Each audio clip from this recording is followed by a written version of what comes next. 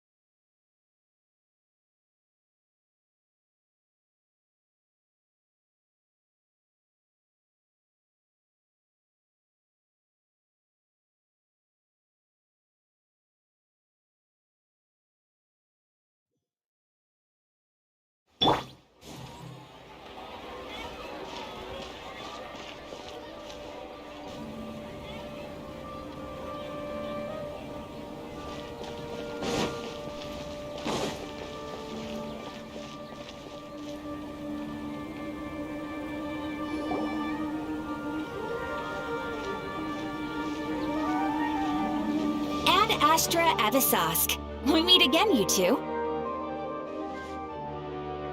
Hi, Catherine! Do you have any commissions for us today? Commissions, huh? Let me think. Oh, how about this? Please attend the Academia's Academic Symposium this afternoon and recite a love poem on stage. Wait, say what now? And if possible, please also use your camera to capture the reaction of the audience upon finishing the poem. Huh? What kind of commission is that? I see. It appears that you're not interested in this commission. In that case, please go to Port Armos and convince the Eremites there to spend some time volunteering at the local orphanage. Hey, that's not any better. I'm sure the mercenaries will have some interesting reactions as well. Paimon's gotta ask, just who exactly has been submitting these commissions to the Adventurers Guild? Oh, the commissioner? Well, actually, I just wanted to see the two of you in action. Was it so obvious? I was hoping you would actually take one of those commissions. That kind of chance to observe humans doesn't come by often. Ah, so it's Nahida. Paimon just knew Catherine wouldn't crack those kinds of jokes. When did you get into her head? From when she said, Ad Astra Abyssosque. So it's been you this whole time? Are you done resting up, Nahida? Yes. I've been sleeping ever since we parted ways, and I even had a really, really long dream. It was another dream about the Sub-Zerus Festival, except it was a happy one. In my dream, I was sitting in the middle of a flower terrace, and everyone in Sumeru City was holding hands as they danced in circles around me. They danced round and round, and everyone looked really happy. I also got to sit on a gigantic flower carriage. fairs, the Night of Flowers, raised me really, really high above the ground, and I was throwing an endless amount of Yalda candies at the children. You know, Nahida, maybe your dream is how the Sub-Zero's festival really should be. It's meant to be a joyous time where everyone gets together to celebrate your birthday. Huh? Wasn't I describing a really happy dream? Why are you both looking at me like that? Wait, could this be an example of the emotion known as pity? No, we aren't pitying you. That would only make everything worse. We just don't want you to feel too sad. By the way, have you had a chance to visit Dunyarzad? How's she doing? The Homianis haven't allowed any visitors after the festival, so we haven't been able to check on her. Yes, I paid her a visit right after I woke up. She was resting at the time. Her condition is stabilized. However, since Elazar is a manifestation of the withering on the human body, we can only cure it by finding a way to take care of Irminsul's own withering. But for the moment, our top focus should still be figuring out what the sages are up to and what they're planning. Right. Who knows what'll happen if they manage to pull off another scheme like the Samsara of the Sub-Zero's festival. So our first priority should be investigating and putting a stop to the sages' activities. As for how we should pull that off, let's discuss it somewhere else. There are too many adventurers around here. Oh, good point. Sorry, adventurers. We're gonna be borrowing Catherine for a little while.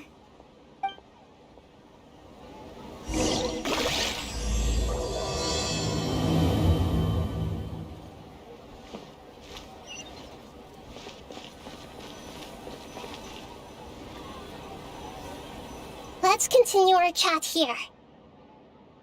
Okay, so do you have any ideas on how we can investigate the sages, Nahida?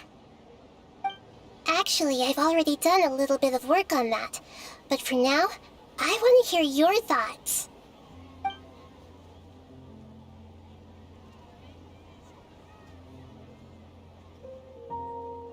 I've already tried that, but all the key members of the Academia, even the core of 30 guards, intentionally avoid wearing their Akasha terminals. It seems that from the very beginning, they've been guarding against info leaks from the Akasha. Of course, it could also be because they're wary of me. Have you already caught the sage's attention? I'm guessing not yet, but distrusting me would make perfect sense if they've ever paid attention to the urban legends about me. In any case, I probably can't take over their minds directly. No way, that's too risky. You mean it'd be too easy to get caught? No, it's not that. We shouldn't involve innocent students in this. A single mistake could completely ruin their lives. Doing that would be ignoring the safety of my people for my own selfish goals. How is that any different from what the sages are doing? That's a good point. Spoken like the god of Sumeru.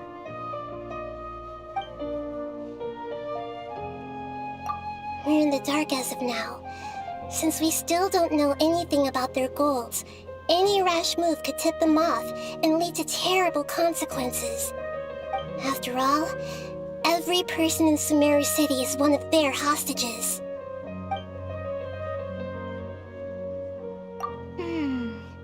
Are we really out of ideas? Nahida, you're super smart, so you already have something in mind, right? Don't keep us in suspense. Spill the beans already.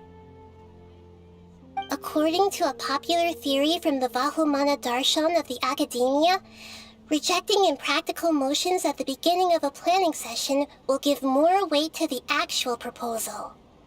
Okay, but aren't you the god of wisdom? You don't have to use that kind of gimmick to make us take your ideas seriously. Well, I've been thinking that if I can't directly possess the leaders, and if I can't get ordinary people involved, then I should find someone who's already involved, but hasn't decided to side with the sages. You're saying we should recruit a spy? That does sound like it could work. Oh, before coming back, we met someone named Alhaitham. He seems like he acts alone, and he likes doing stuff behind the Academia's back. They probably aren't in cahoots. Actually, I already have someone in mind. Do you still remember that female scholar named Setaria? Setaria. Paimon remembers now. Isn't she the one who's always trailing behind the Grand Sage of the Academia? We ran into her basically every time the Sub-Zero's festival repeated itself. You could even say we're old enemies by now. Paimon still remembers the smug and mean way she always spoke to Nilu. Mm-hmm. I've always liked observing all kinds of people, and Setaria has always stood out from the crowd. She was born in the desert and was hailed as their greatest genius. Her academic gifts allowed her special admission into the academia, and also gave her the opportunity to serve as the sage's assistant. Oh, Paimon didn't know she was from the desert. She must be pretty special then. Paimon feels like most of the desert dwellers around the city are working as mercenaries. The name Setaria means star. When she lived in the desert, she shone like the brightest star in the night sky. Later on, she was chosen by the sun. The star was given a place in the daytime sky to complement the sun's dazzling light. Soon after, the star witnessed the sun scorching the earth, which brought forth many disasters. The star began to waver.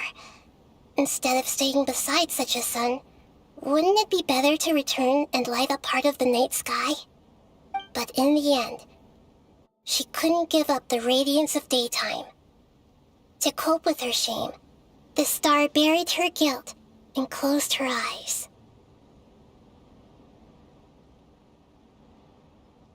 From the sound of it, Setaria's just hung up on the research opportunities here. But she doesn't really support the academia. She still feels guilty about not doing more for the desert, right? She's just running away from her problems. Indeed. When they are presented with complex moral issues, many people will simply plug their ears and go with the flow until the problem can't be fixed anymore. She's suppressing a lot of guilt, but before she realized it, she had already become the sage's accomplice. She can't deny her part in their schemes anymore. Right. We must somehow make her face her problems again.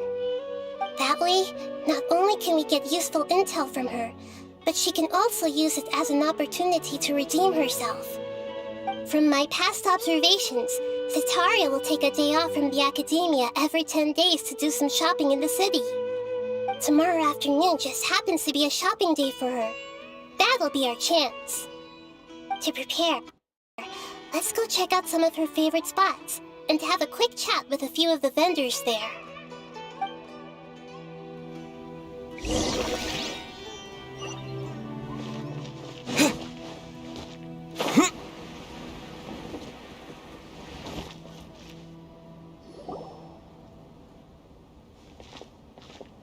This should be Setaria's favorite fortune-telling spot. So should we ask the fortune teller about Setaria? No, I already have enough information on Setaria. The most important thing now is for you to pay attention to the vendor's talking style and key characteristics. Talking style and key characteristics? My poor lost lambs, have you become troubled over your fates?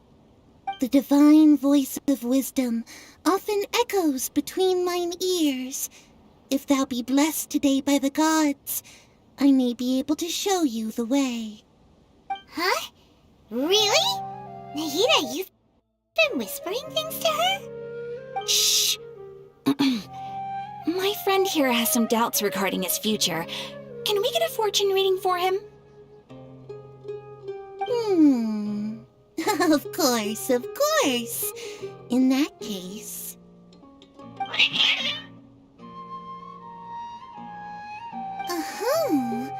It would seem that Harut and Marut are quite wary of you. Perhaps, at some time in the past, you have somehow offended the gods. Only mocking the god of Animo, questioning the Lord of Geo's financial savviness, and brawling with the god of Electro.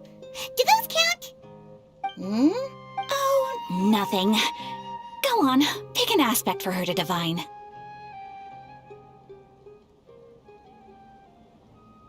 Health prospects, no problem at all.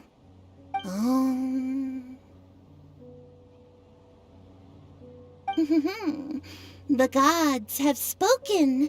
The truth shall be revealed. Your life shall continue on for many tens of thousands of years. Impossible. Harut, Marut, did you two spoil my divination? I've never read a fortune so absurd.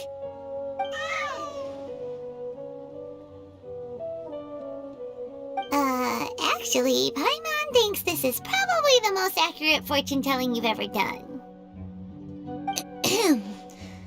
I admit that the orientation of today's celestial matrix is suboptimal. As such, there will be no charge. Is that so? Well, that can't be helped. If you were to bring some food offerings for Harut and Marut on your next visit, perhaps they could help you reverse the wheels of fate.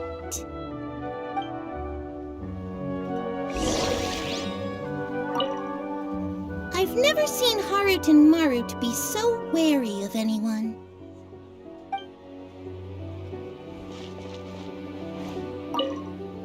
I've never seen...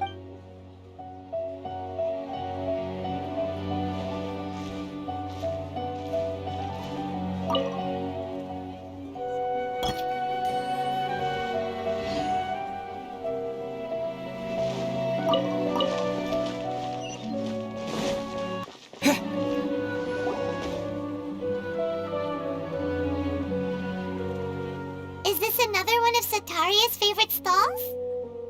Yep, it belongs to a king.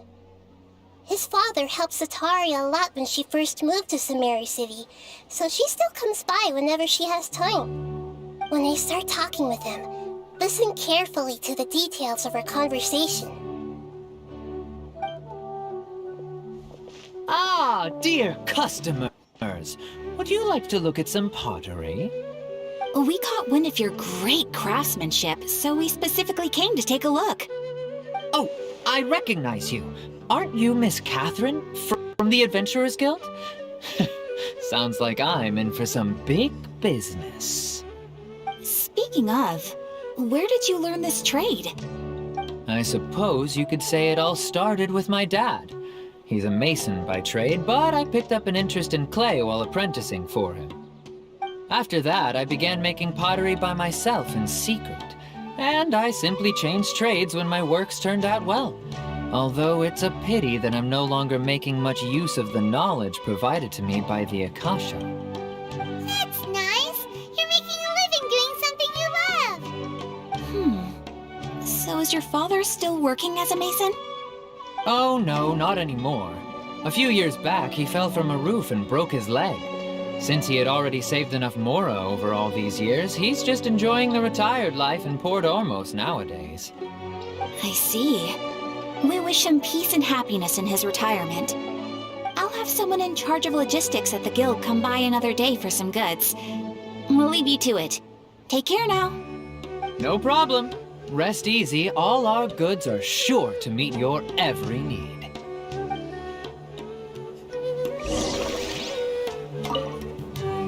That was my first time talking with Miss Catherine. I'm sure I sounded a bit nervous.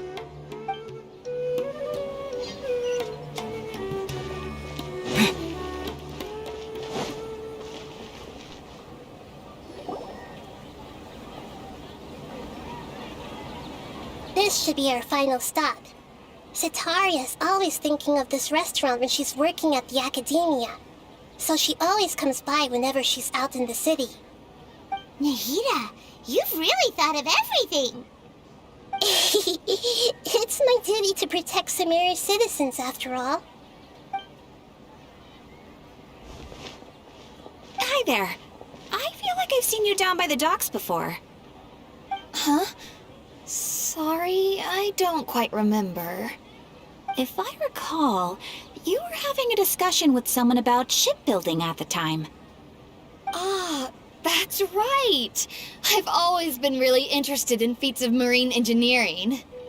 After all, I grew up in Liyue Harbor and spent my entire childhood staring at the ships going in and out of the port. I came to Sumeru to study, but failed to make it into the academia due to my lack of talent. But I'm still discussing all kinds of problems with different scholars, and I'm continuing to study and perform research from the restaurant's basement. I'm sure I'll get into the academia after their next round of exams. What an admirable spirit for learning! Amazing! Sure, but you'll find hardworking people wherever you go. So this restaurant has a basement as well? Huh. First I've heard of it. That's right. It's not usually open to patrons. Most of the time, employees use it for breaks or to hold private events. I see.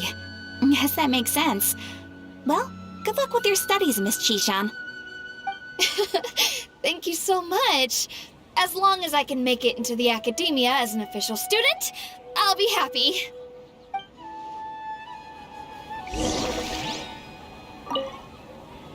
I must have met her somewhere. Why can't I remember?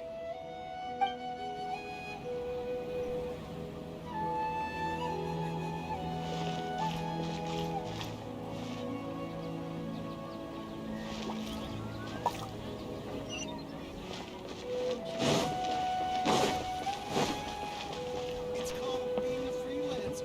All folks just don't get it.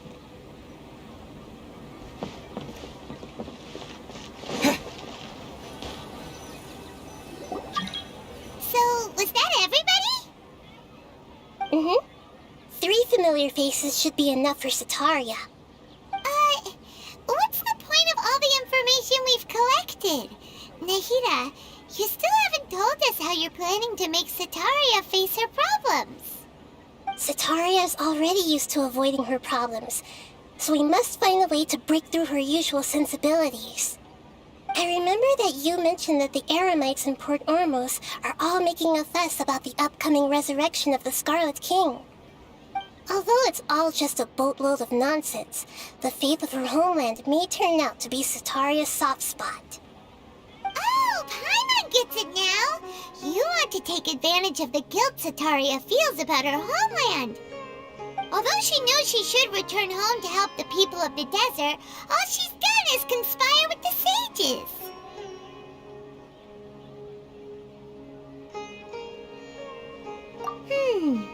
So how do we set that up? Well, the Scarlet King is long gone, and Sataria is also too smart to fall for any simple tricks.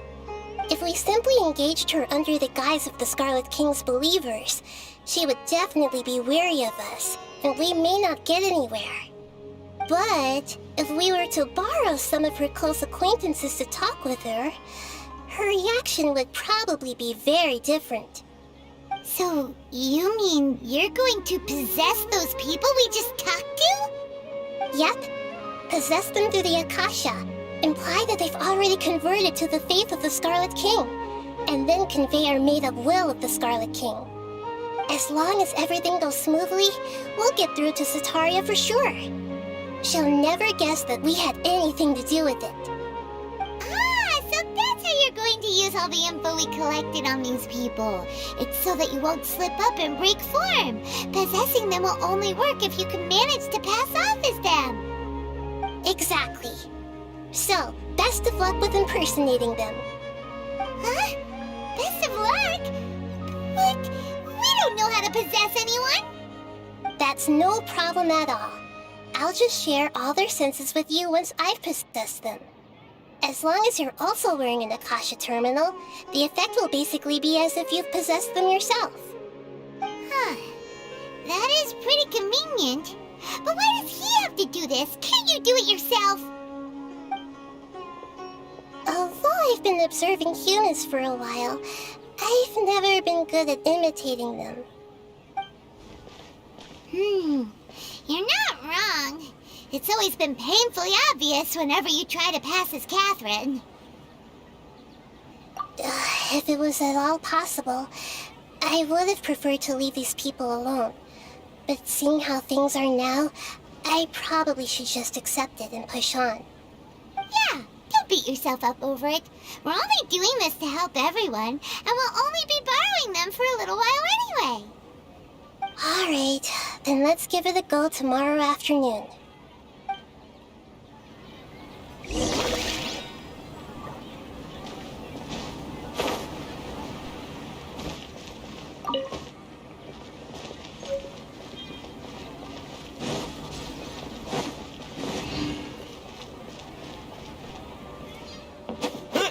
Freelancer. All folks just don't get it.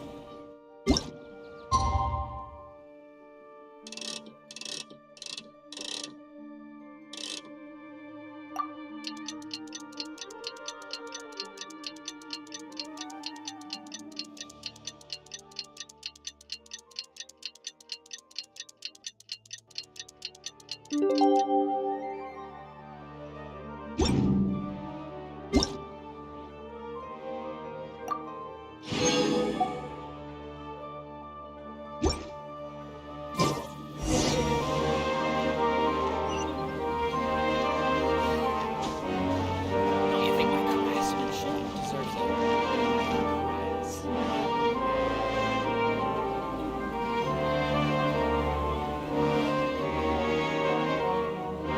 Oh, here she comes. Satori is here.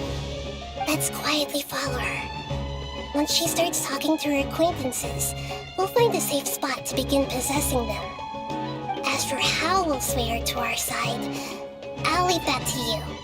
I trust you'll know what to say. I'm starting to feel kind of nervous. Okay, let's go. Looks like they've already started talking. Let's find a hiding spot and get started.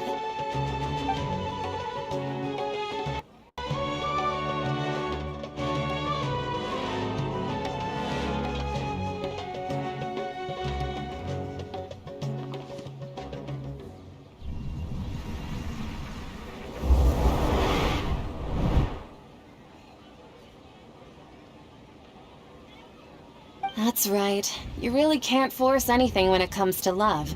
And besides, everyone around me has a very different background and outlook.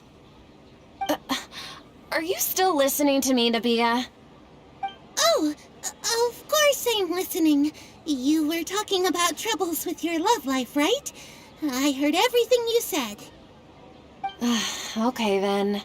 You just seemed a little distracted for a moment there.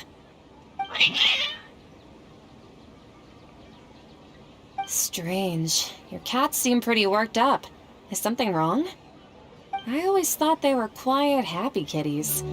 Oh, what are their names again? Ah, that's right.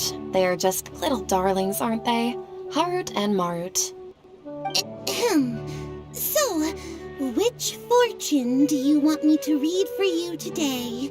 You must have come for another echo of the divine voice of wisdom. I'd like to get another reading on my love prospects, but to be perfectly honest with you, I feel like I've been a real mess recently. A mess? Well, could you do a reading on how long it'll take me to finish my current project at work? I really just want to get it over with. I hear you. No problem at all. The gods will reveal the truth.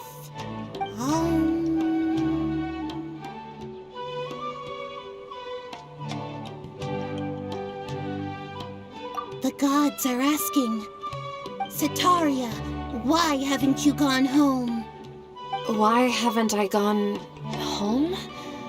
Do the gods really know everything I've been thinking about? Setaria, why don't you just go home? It's a demand now instead of a question. The gods seem to be truly upset. I'm sorry. I know I failed the gods. Please pass on my most sincere apologies and ask for their divine forgiveness. And if I may ask, Nabia, is there a specific god who's speaking to you right now?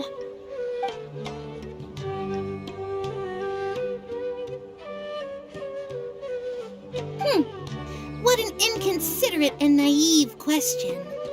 The god who is speaking to me is, of course, the wisest and mightiest of all, the Scarlet King. The Scarlet King? No wonder he would make such a demand of me. Oh, wait a second. The Scarlet King passed away a long time ago. Even though news of the Scarlet King's resurrection has been spreading like wildfire, it's all just a misinformation campaign from the academia. How can the Scarlet King still exist in real life?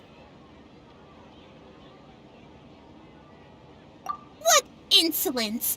I am the Scarlet King's most loyal believer. Do you wish to refute his voice of wisdom? Oh, no. As a child of the desert, I am only reveling in his power upon learning that his divine glory has touched even this city. I will think very carefully about his demand of me. I'm sorry, I must go now. Wait!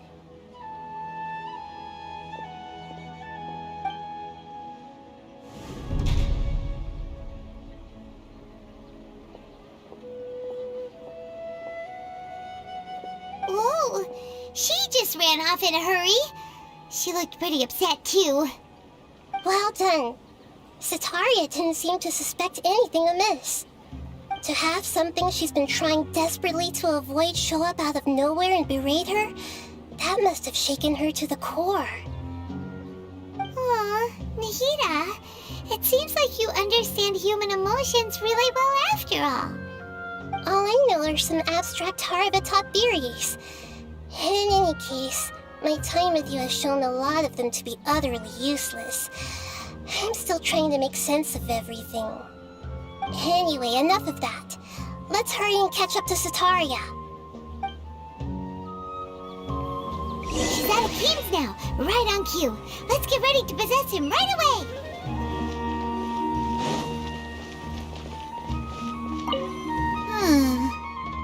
What's gotten into Harut and Marut? They seem terrified of me all of a sudden.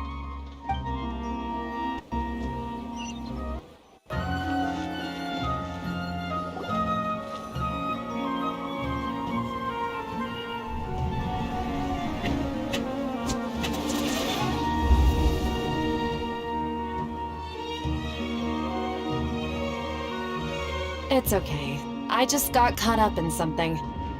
Oh, actually, didn't you ask me to help you look for work? What kind of work were you looking for again? Gardening? But don't you hate everything to do with plants? I still remember getting mad at you for secretly throwing away the bonsai that I gave you as a present. You see, a friend told me that the secret to self-improvement is to work on things you're not so good at. Fair enough. I didn't think that was something you would consider. Speaking of, how's he doing? Is he feeling any better? Huh? Wasn't he nursing a leg injury? If I recall correctly, his strong arms had always been his pride and joy. He sprained his arm a while back while trying to show off his strength. I thought you'd heard. Actually, while we're talking about him, is he still living in Port Ormos? Yeah, he's been retired there for a while. If you could find the time, please write him a letter. Please pass on that recently, faith in the Scarlet King has taken root in Port Ormos and has begun to spread across Sumeru. He has a quick temper and has always been a devout follower of the Dendro Archon. I don't want him to get into a fight with those Scarlet King believers because of a difference in beliefs. Oh? So who are you siding with in all of this? The Academia or the Scarlet King? I'm so jealous of you. You were born a child of the desert. Yet you chose to betray the Scarlet King, and now you spend all your time with those crooks from the Academia. Akeem, you don't mean you've also become a believer of the Scarlet King? What's so strange about becoming a believer of the wise Scarlet King? In fact, aren't you the strange one? The one who still can't pick a side? Can't pick a side? Me? Whoa! Paimon had no idea you'd be so good at this! You really zeroed in on the issue and put it right in front of her. It might feel a bit overwhelming for Sataria. But once everything is over, I'll be sure to pay her a visit to her mind and explain everything. Anyway, let's keep going.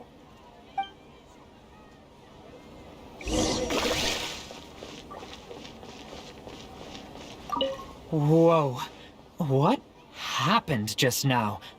Wasn't I talking with Sataria? Where'd she go? Come on! Sataria's already started talking with Shishan!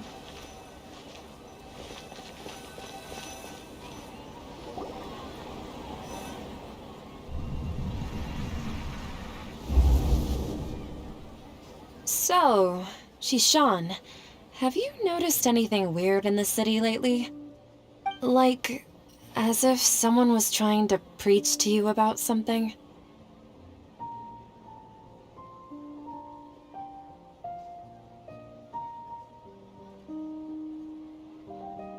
Wait, did you just say attic?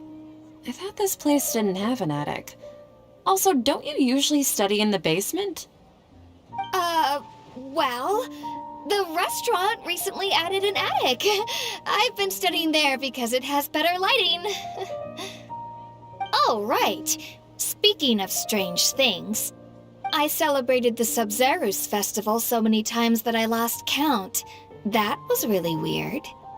Wait, how could you be aware of that? That should be impossible. Nothing in the report indicated anything like that.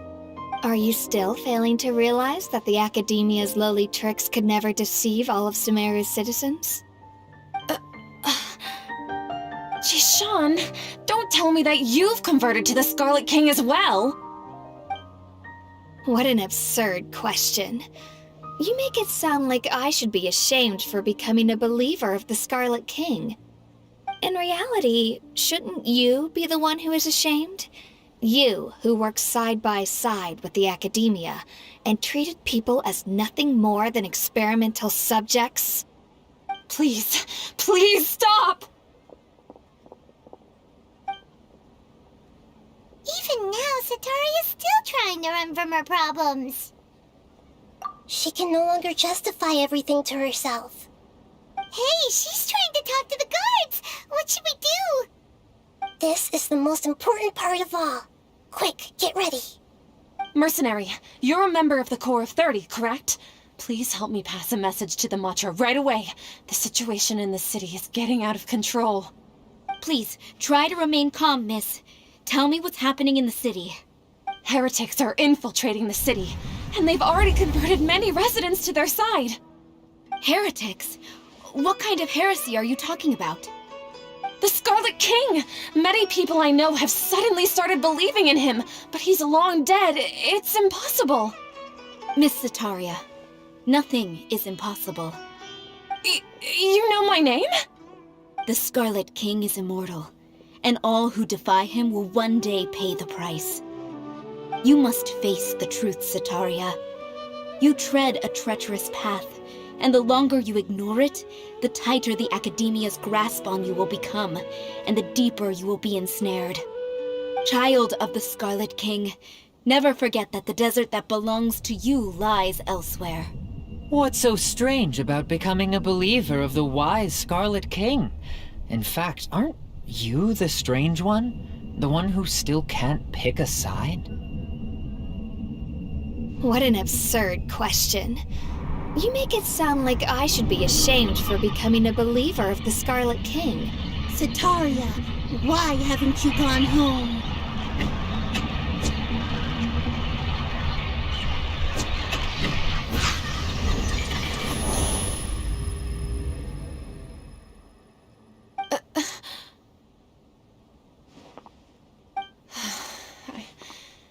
seems that no matter where I run, I only keep finding more believers of the Scarlet King.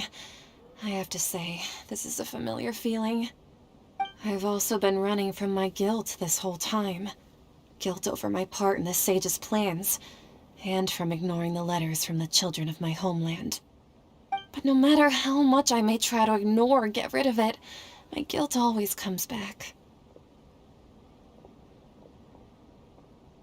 You won't necessarily lose your research opportunities by facing the truth.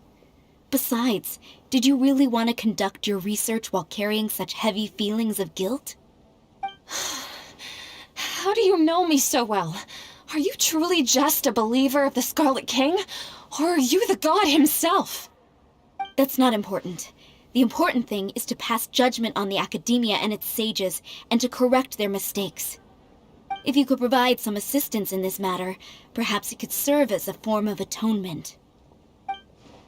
I've actually never believed in the gods, but I've always believed in serendipity. Your appearance must be a fated opportunity for me to get out of this wretched situation. Please tell me, what can I do for you? How much do you know about the sage's current activities? I was just one of the designers for the masked dream harvest scheme, which is what happened around the Sub-Zero's festival. But I know very little about the full scope of the overall project. I'd assume that only staff with the highest clearance would have access to those confidential documents. I've just been working to meet the Grand Sage's specified requirements. However, there's something that's been really bothering me. I heard that a scholar who was previously expelled has returned to the city, and even the sages are still quite wary of him. To fight against the academia, we will need to figure out the nature and the purpose of their work. Is there a way for us to get access to the confidential documents you mentioned? It should be possible if we're willing to take some risks. After all, I'm an assistant to the Grand Sage, and I've been working on many tasks outside of the project. One thing, though, I won't be able to transfer the documents to you through the Akasha once I get my hands on them. The sages have always closely monitored all activities within the Akasha. Let me see... let's use the most primitive method. Send someone to pick up the documents tomorrow evening at the Academia entrance. The Academia entrance. Wouldn't that be too conspicuous? Don't worry about that. I assure you, this won't be a trap. I'm only suggesting this location because it'll draw more scrutiny for me to leave the Academia again. It'll be safest for me to distract the guards long enough to hand you the documents. All right, I trust you. So, if I were to successfully complete this task, would it mean I've atoned for my wrongdoings? That'll depend on the judgment of the Dendro Archon. The Dendro Archon. That's right. Her people are the ones we have endangered. As the God of Wisdom, she's also the one responsible for judging and guiding the scholars. Maybe it's time for me to find a god to believe in. Just as Nahida predicted, we've managed to bring Sataria to our side! The Traveler's execution was ingenious. He's the one who deserves all the praise. Well, now that we've made plans to meet again tomorrow evening, all we can do is pray for Sataria's mission to go off without a hitch. Pray? But if we're going to pray to the gods, aren't we just praying to you? God of Wisdom and Guardian of the Scholars? No. The truth is the true Guardian of Scholars. I've always believed that.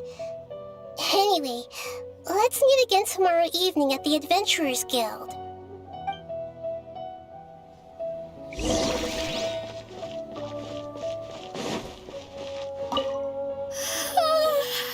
I seem to have dozed off just now. Maybe I studied way too late last night? I'm sorry. Can I help you with anything?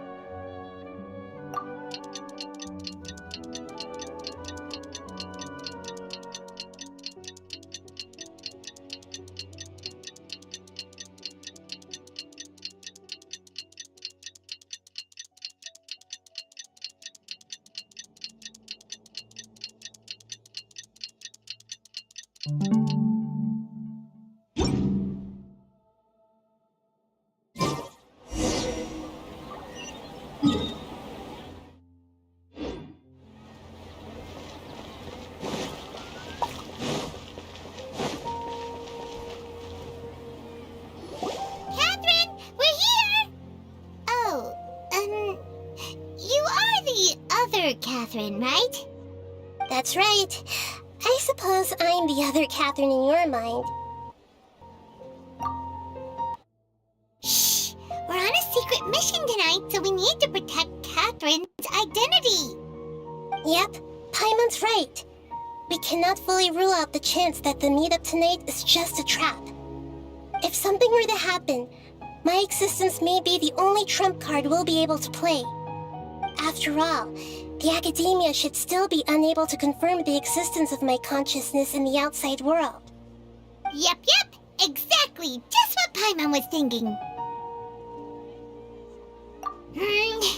Anyway, enough about that. Let's just make sure to be on our guard. Off? What do you feel is off? It's the middle of the night. Of course it's quiet. You're not getting paranoid, are you? No, I think he's right. It really is a lot quieter than usual. If you look around, there seems to be fewer people on the streets. I'm not sure if this is the case for the entire city, though. Huh. Maybe it's just a coincidence. Maybe Sataria figured out a way to not only distract the guards, but also to get everyone to go to sleep early, just so we can exchange the documents in peace. I also can't quite figure out why things feel a little off. But now that we're here, let's go ahead and meet her as we planned. Well, regardless, as long as you're here with us, Paimon feels a little safer.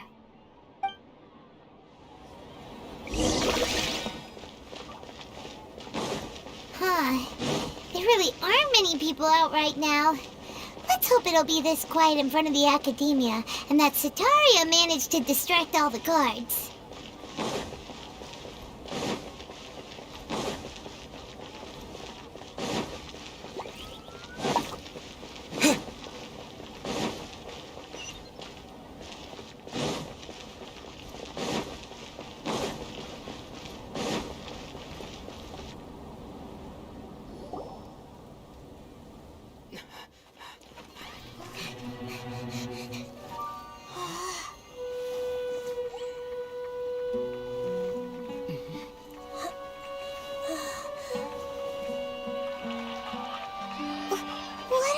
People doing here at this hour of the night?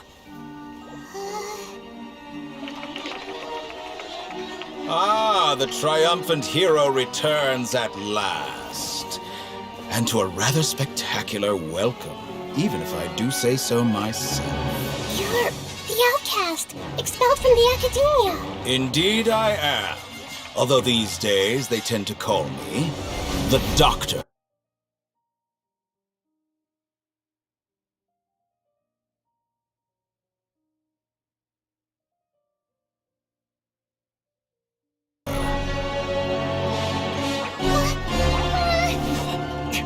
If you're looking for your researcher friend, she has already been taken into confinement. With some basic caution, she could have discovered the listening device on her person. Clearly, she lacks the degree of rigor expected of a true scholar.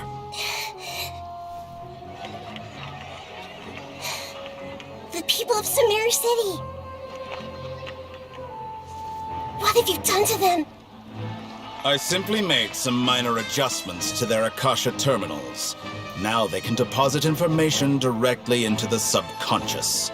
As you can see, all these lovely people now believe this traveler is a hero who has just saved the world. My experiment is a success. And now it seems they can no longer hold back their sheer adoration. Oh no! What should we do? These are all just regular people! Leave now. You need to get out of here. What? That guy's a Fatui Harbinger! We can't just leave you here! Nor can I abandon the people of Sumeru!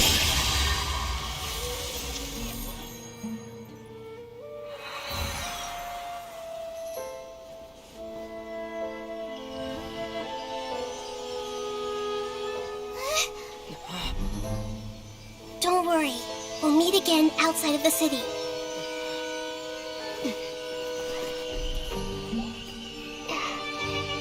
I see. You appear to have overridden their mental faculties with your own consciousness. To possess such a powerful mind, you must be the God of Wisdom.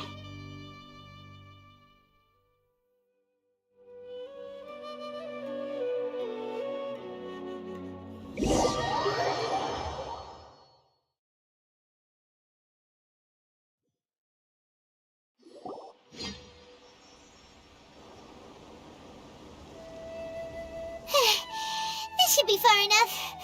Whew. Paimon needs to catch her breath first. Is Nahida going to be okay? We only made it out because of her.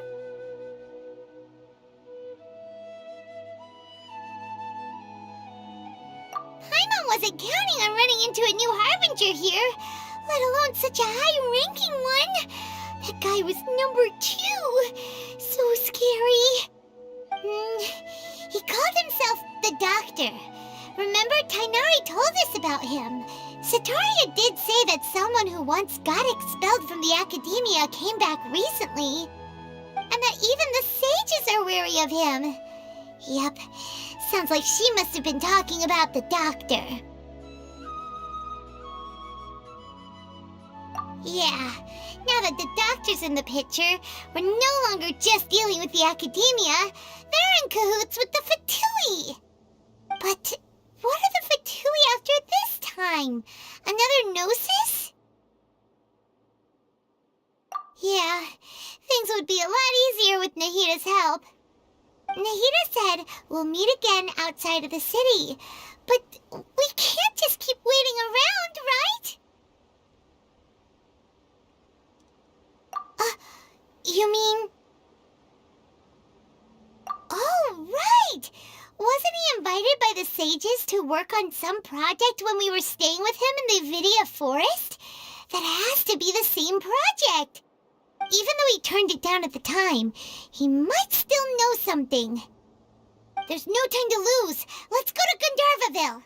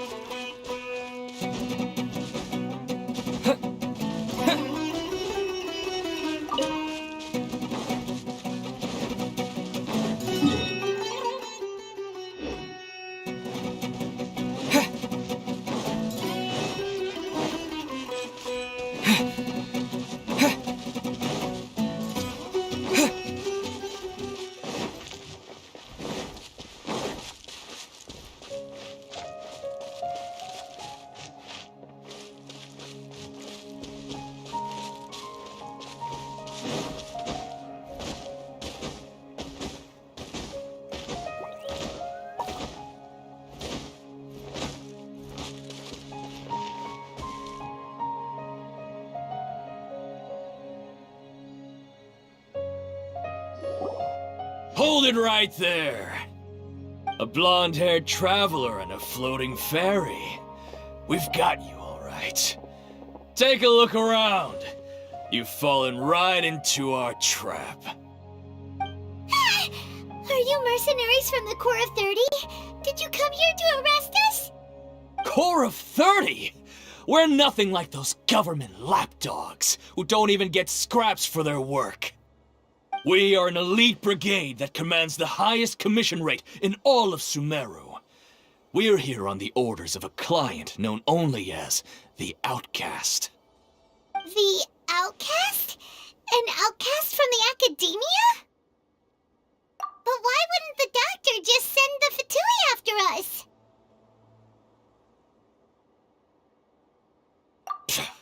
Still wasting time on idle chit-chat.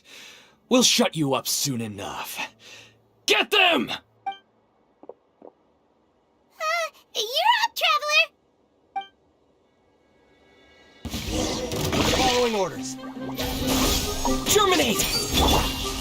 Oz, repeat! Into the wind. One with the forest.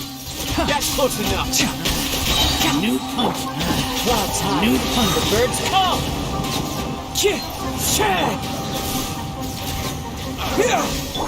Midnight Phantasmagoria! Enshroud. It isn't over yet! Here comes reinforcements!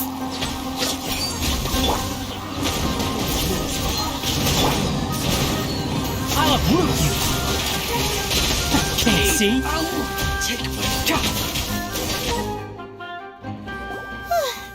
That was pretty rough. Is that what elite mercenaries are like? Yeah, looks like we'll have to keep our guards up. But this doctor guy seems like a pretty tough opponent. He knew exactly where to set up an ambush. Did he predict that we would try to find Tainari? Going up against smart people is tough. Anyway, let's keep going.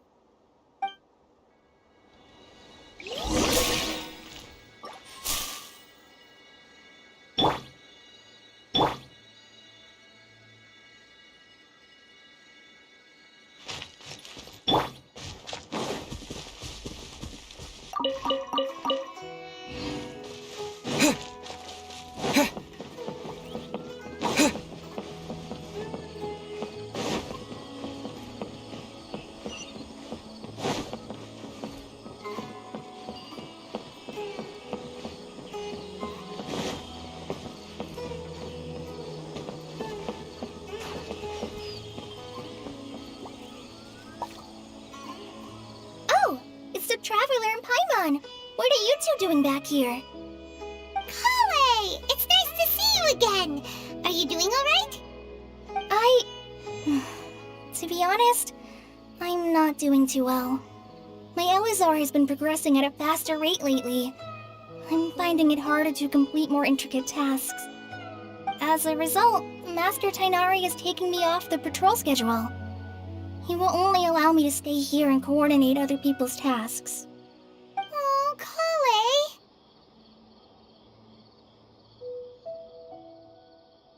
Speaking of Tainari, did he go off on patrol? We're here to talk to him!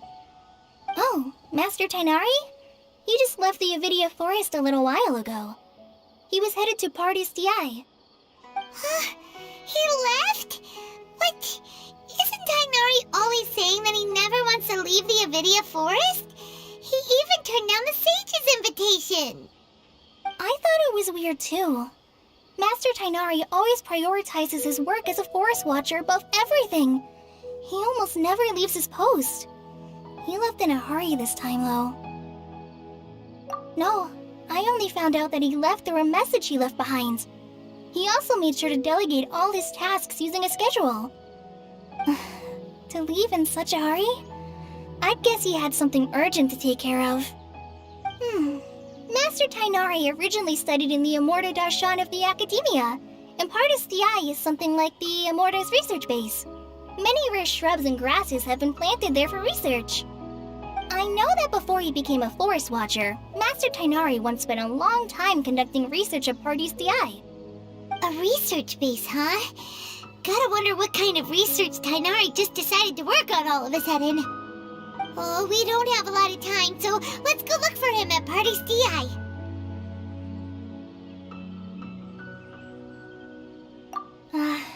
Don't worry. I'm fine. I'm used to living with Elazar by now. If you run into Master Tainari, please send him my regards. Got it. Will do. See you later, Kale!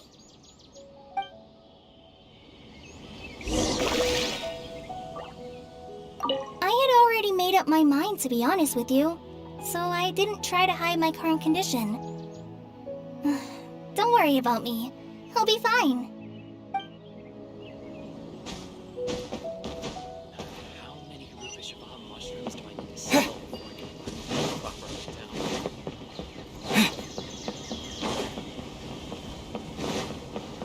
The rainforest is the best. I'll have to grab a drink with Flame May when I'm back in the city.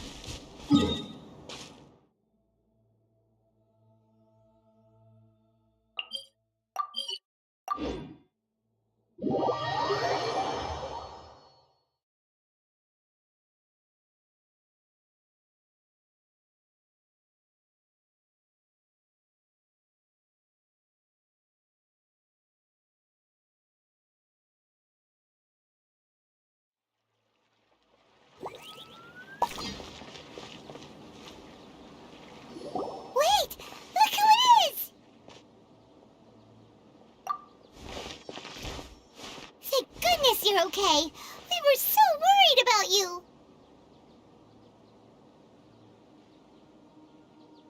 Hey, this was supposed to be a touching reunion, but you're ruining the moment. Actually, it's very smart of the Traveler to be wary of me right now. After all, the Doctor has shown that his technology can apparently even control human minds. Plus, it's not like you could have known what happened after we split up and I was facing the Doctor by myself. Even a pool of stagnant water after a torrential storm can occasionally pass as a patch of sky. Paimon feels like only the real Nahida could come up with such an obscure analogy. Huh? But I wasn't trying to win your trust or anything. All I wanted was to clarify my point. Well, we understand that point now. Please, Nahida, tell us more about what happened. Are those poor people all right? When you left, I was still in the middle of restoring everyone's minds. Thankfully, when the Doctor mentioned depositing information into the subconscious, he didn't mean engraving information into their minds. Instead, he did something closer to creating hallucinations. That was still within my power to fix. Luckily, I managed to finish my restorations and mind jump away from him just as he was about to capture me. Whew. What a relief. The Doctor sure pulled out some hidden cards, but good thing we had Nahida with us. I wouldn't be relieved just yet. I gave away my true identity when I restored everyone's minds, which means we've lost another one of our trump cards. Also, the Doctor is already an expert at modifying Akasha terminals.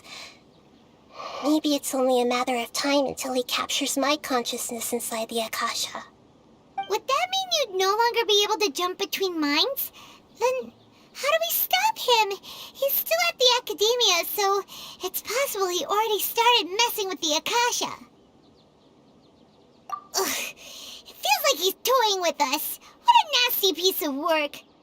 Plus, the Doctor's combat ability alone is apparently enough to make him worthy of being number 2 of the Fatui. We shouldn't give up hope just yet. Let's try to find another way to attack this problem. Actually, Nahida, how did you know we were trying to get to Party's DI? Have you been waiting for us? Yes, I have. I can see the Traveler's elemental energy, so I deduced your destination by looking at the direction you were moving in. You didn't come here for sightseeing, right? Did you find any leads?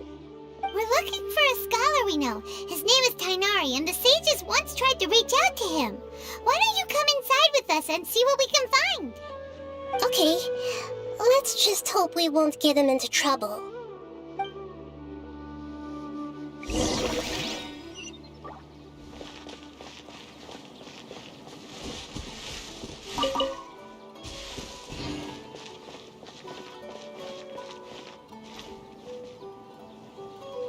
Results not match my original projections.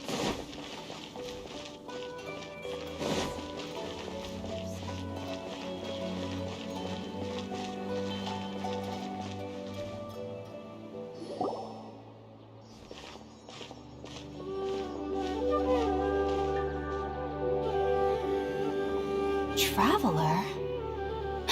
It is you! Ah, the voice! It's Hypatia! Ah, what a pleasant surprise! It's so nice to see the two of you again. Who's this? She's a scholar we met in the Avidia Forest. When we last saw each other, she was still training in the... what's it called? Satyavada life? Oh, I see. That's right, we're old friends. You've come at just the right time.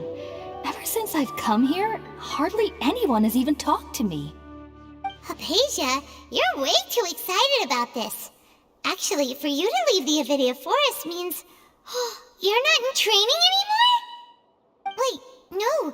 Did you already finish your training and reach Pariporna life? What do you think?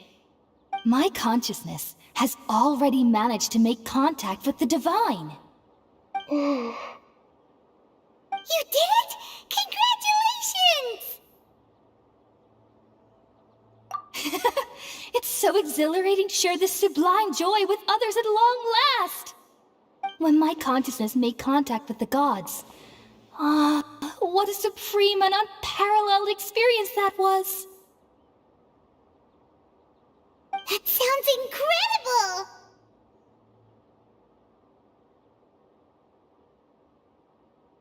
Oh, all right. Actually, please wait. I haven't forgotten my promise to you. Remember? I promised to help you understand what you saw from Irminsul once I gained deeper insights. My current self has not only gained true insight, but I can even help you establish a direct connection to the consciousness of the divine. You can do that? I've never heard of anything like that, but if you want to give it a try, I'll do my best to protect your consciousness during the process. Hold on. I brought some spirit-born ale with me. This is still a crucial part of the ceremony. We're using that incense again? All right now. Hold my hand. I'll help you establish a pathway to connect your consciousness. Okay. Ready?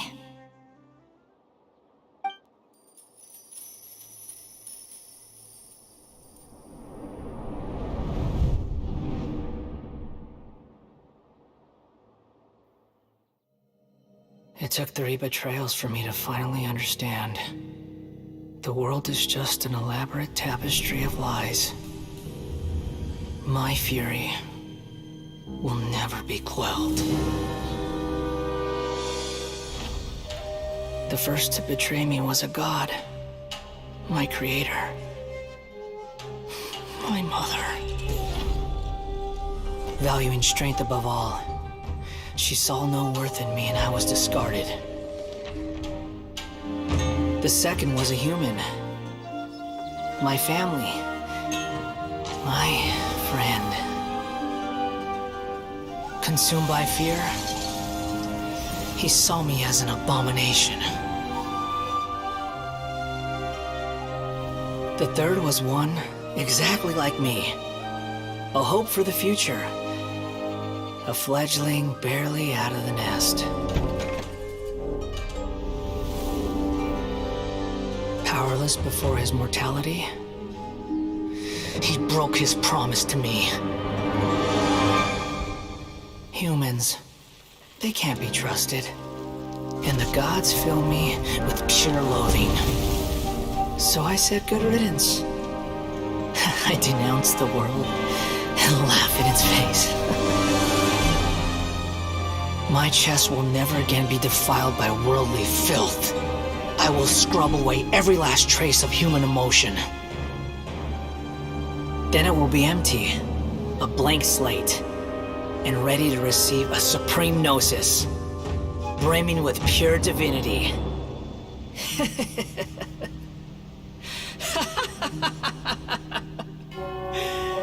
There is no need to fear. The pain will be brief. Your era is coming to an end.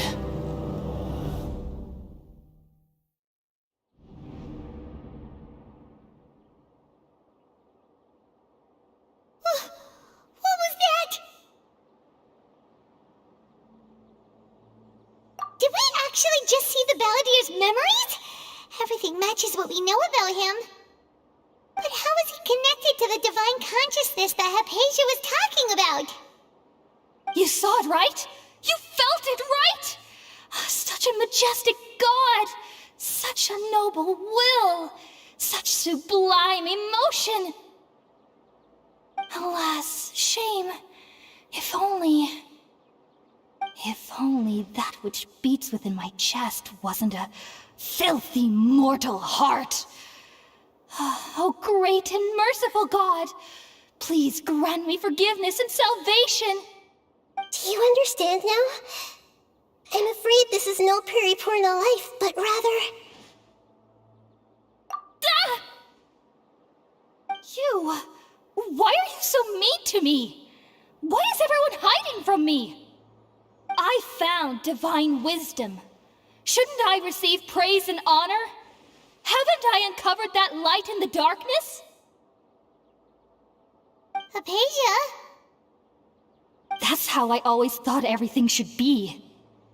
Wait. Have I already lost my mind?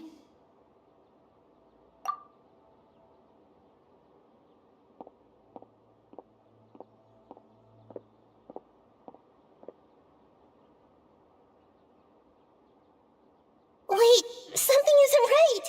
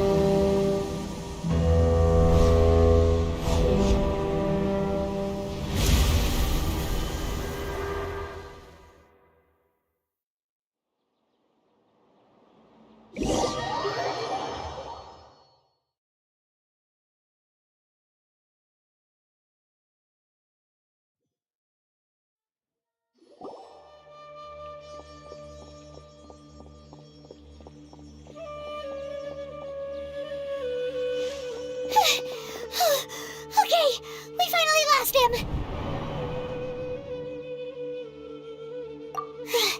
Are you okay, Nahida? Wait, no. Something feels different. You're back! Oh, the Traveler's back? Nahida was controlling your body for a while. It seemed like she jumped over to you as an emergency measure right before the Catherine puppet was destroyed. After that, Kainari heard the commotion and came over. He helped us defeat the mercenaries and then he ran with us all the way here. What? You swapped places? You mean your consciousness also went into Nahida's body? Wait, then where is Nahida's consciousness? Where is she now? I never imagined that an individual's consciousness could be transferred around like this. Had I not seen it with my own eyes, I would have never believed it. I don't think this can be achieved with current human technology. Also, while we were running, the consciousness in your body told me to pass on a message. She said, "The doctor has found a way to trap my consciousness, so I can't journey with you anymore. But even in a moonless night, a shower of starlight can still drown out illusions and lies." Oh no! Nahida's trapped in the sanctuary of Surathana for good this time. Was that message all she left for us? It's pretty vague.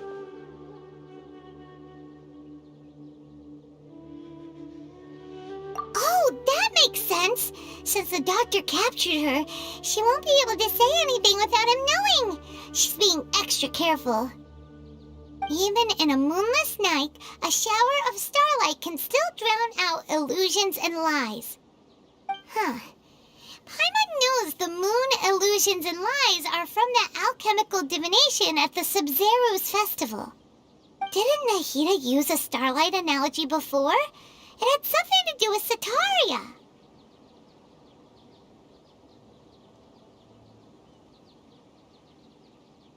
Oh, that makes a lot of sense.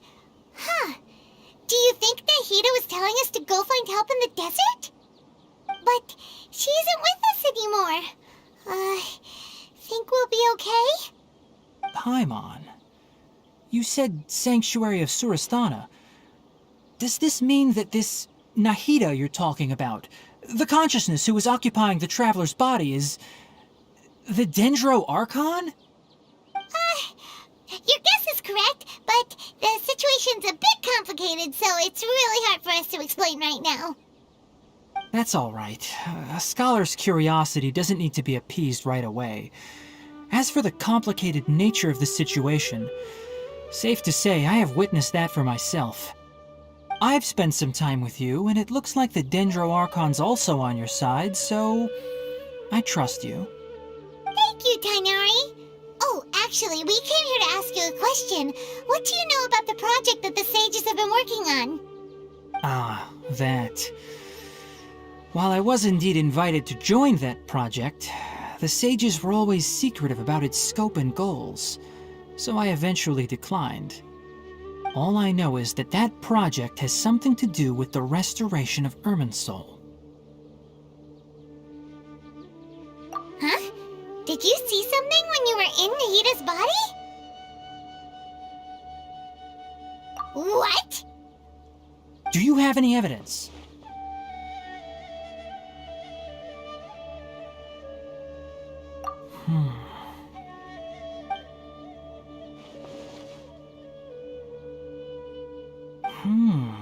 So that's what happened.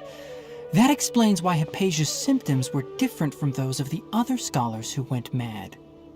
It's because she made contact with the consciousness of a new god who is still in the process of being born. Tainari, did you leave the Avidia Forest because of Hypatia? I did.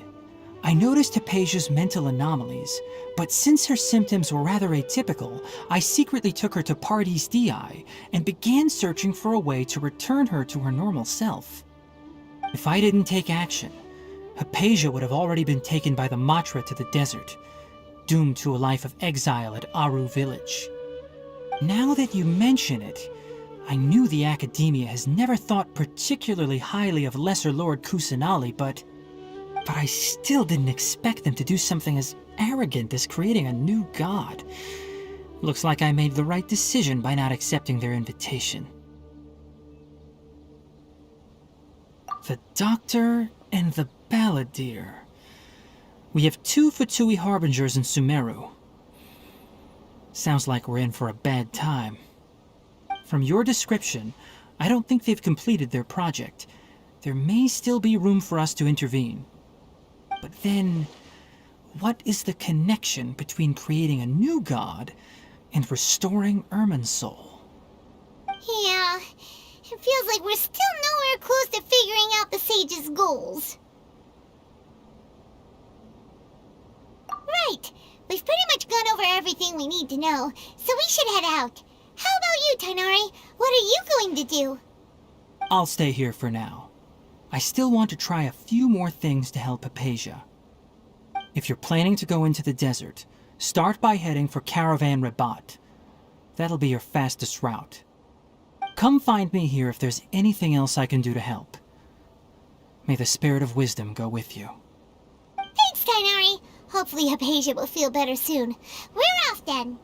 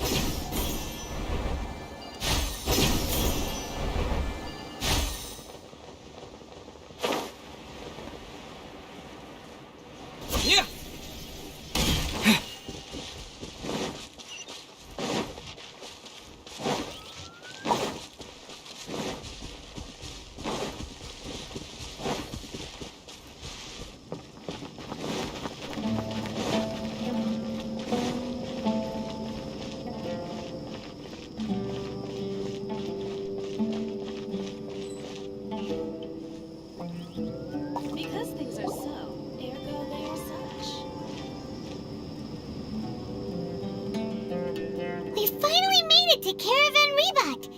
It's pretty lively here. So, just past this wall is the desert, huh? Oh, wow. Paimon remembers hearing people call this the Wall of Samiel. It's made to block sandstorms from the outside.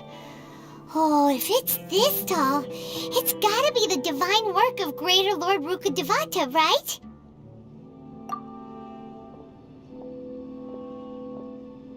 Enough gawking.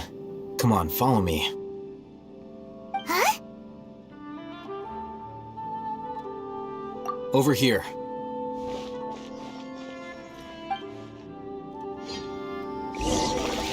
Oh, Hatham went that way! Let's hurry up and follow him. Wonder what he's up to.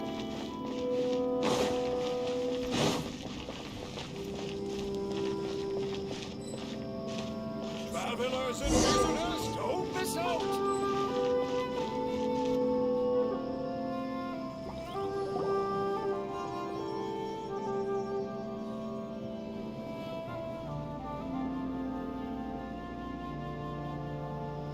What the? Where did he go? How did we lose them? They were just here a second ago. More Eremite mercenaries? Who are they working for this time? Anyway, Traveler, it seems like we were being followed again. You were too careless. You should have noticed those hopeless amateurs trailing you a long time ago.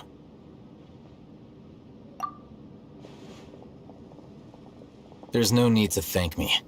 I've never cared to keep track of personal favors. All I did was correct a mistake I happened to come across. It's a habit I developed at the academia. You really gave Paimon a scare, Alhaitham. We never thought we'd run into you here. Last time we met at Port Ormos, didn't you say you were going back to the academia? Wait, don't tell Paimon that you're here to take us back on their orders. Oh, so you've already landed yourselves on the academia's hit list. I can't say that I didn't expect it. However, had I wished to turn you over to the academia, don't you think you'd already be the Eremites' honored guests by now? Oh, right. You do have a point. I have no interest in running errands for that project. As a scholar, I've always belonged to the camp that promotes researcher autonomy. And these days, you're more fascinating than anything the sages can offer. Not quite. To tell you the truth, I'm still investigating the Divine Knowledge Capsule. Unfortunately, I've run into some difficulties. Everyone says the capsule originated in the desert and was eventually moved to Port Ormos. If I am to get to the bottom of this, I must understand how the capsule first came to be. Which brings me back to you, and why you're so interesting. The leader of Ain al-Ahmar used the Divine Knowledge Capsule right in front of you, and upon seeing him, your expression became perplexed, and you were lost in thought for quite some time. To have that kind of reaction, I think you must have realized something. Are you interested at all in sharing what you've been hiding from me?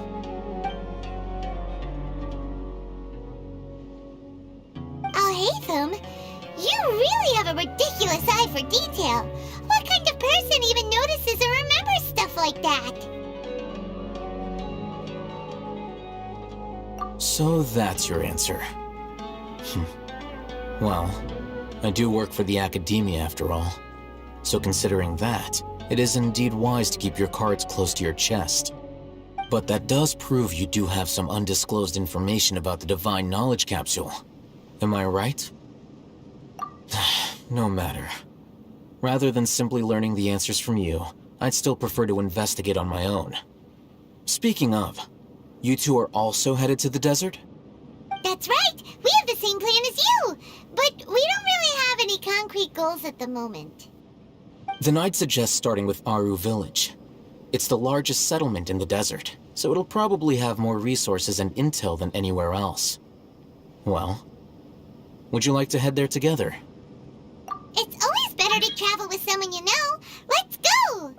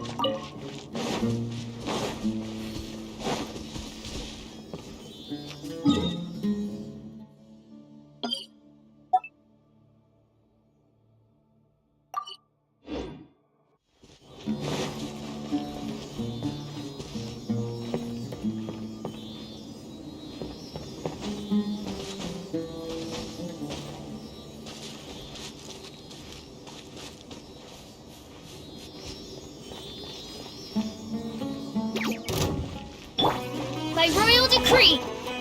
Into the wind. And drown.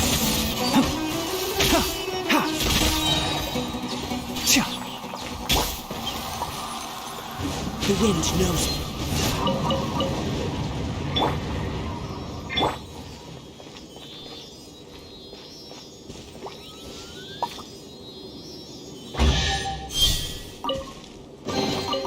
Is this an answer from this world?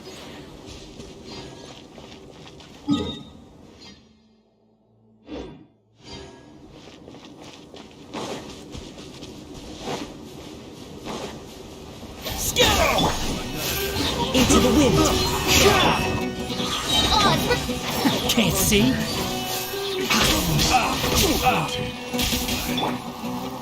That tingle?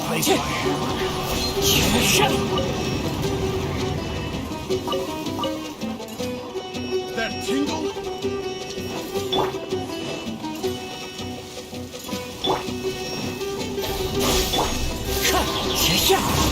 Form with the forest.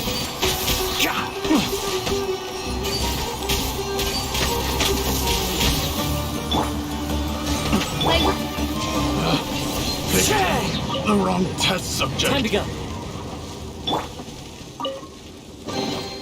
Is this an answer from this world?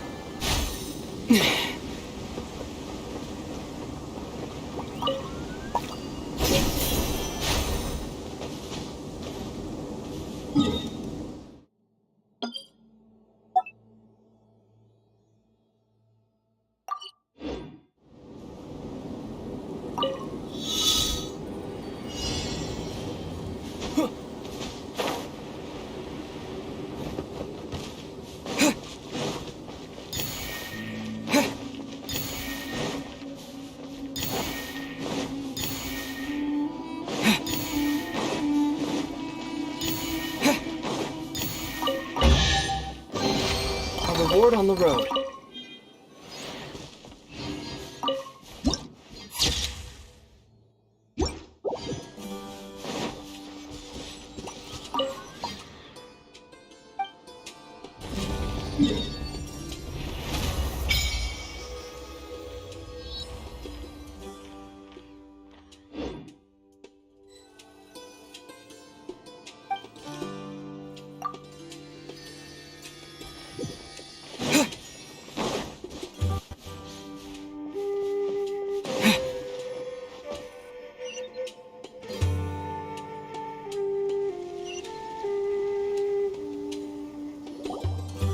Before us lies Aru Village, the safe haven of the desert folk.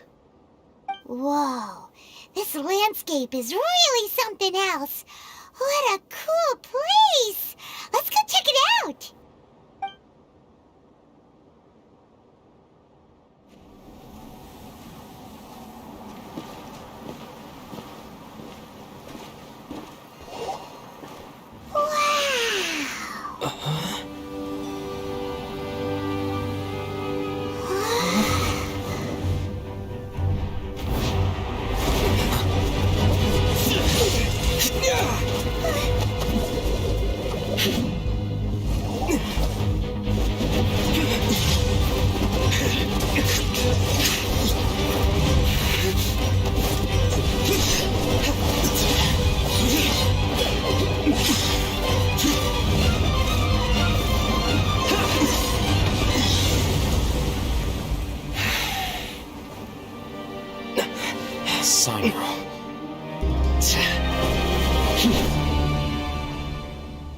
Unless my memory fails me, we have barely spoken 2 words to each other before now at the Academia. Would you care to enlighten me as to when and how I invited the General Mahamacho's wrath? Oh, Hatham. Do not think you can escape my judgment, just because you managed to escape my attack. Judgment? So that's how you'd characterize your actions here, is it? Or would elimination perhaps be a more accurate description? Had I used my full strength, not even this traveler would have been able to stop me. Though styled like an assassination, I sought only to ensure that my target would be unable to flee or resist. Standard practice for the Matra, as well you know. Seemed to me more like your own personal touch. Who is that, Alhaitham? Did you call him General Mahamatra? Yes. General Mahamatra Sino, head of all the Matra at the Academia. He's a formidable hunter, and the ultimate nightmare for any who have committed academic crimes. You seem to have placed a lot of trust in Alhaitham, to the point of blocking an attack for him. If I were you, I'd never choose to side with him. I wouldn't believe a single word that comes out of his mouth. I have been pursuing this scribe for a long time. I urge you, stand back and do not seek to defend him any longer. Otherwise, there will be consequences.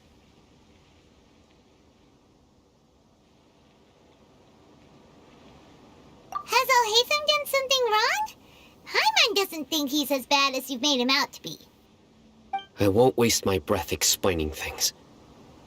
Alhaitham, I saw it during our fight. Take it out. The divine knowledge capsule you're hiding on your person. Unless you want me to retrieve it for myself. Very perceptive of you. Nothing escapes a Matra's senses. Wait, the divine knowledge capsule? Didn't it fall into the Matra's hands in Port Ormos? No wonder you speak with such confidence, Sino. But I must admit, I'm very curious. What does this capsule mean to you? And why, as General Mahamatra of the Academia, are you all alone in the desert? As far as I'm aware, the other Matra have been speculating about your disappearance. Have you been given a mission that's, let's say, morally dubious? If I was the real target of your mission, what was stopping you from simply using your authority and resources to judge me within the walls of the Academia?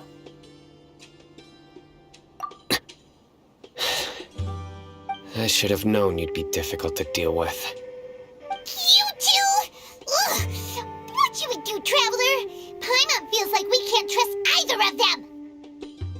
Ahem. Well, look at you two, acting all tough and self-righteous over there. Wait, Dia?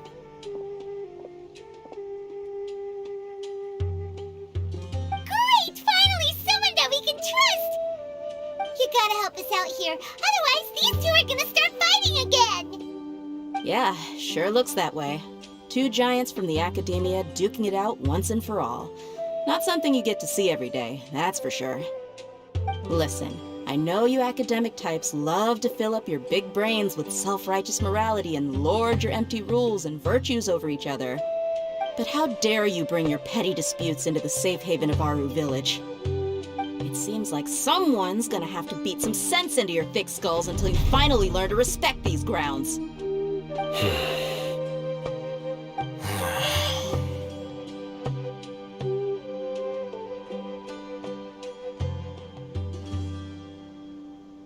Hey, did either of you hear a word I just said?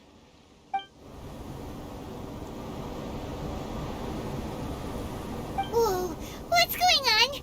The wind's so strong! Is this a sandstorm? Paimon's gonna get blown away! Another sandstorm? What's up with these recently? Hey! All of you, over here, quickly! We have to take cover! Someone's calling for us! Oh, this wind is too strong! Let's get over there! That sounded like Candace. Come on, you two. Jeez, are all of you Academia folks such hard work? Move it! All right, stop yelling.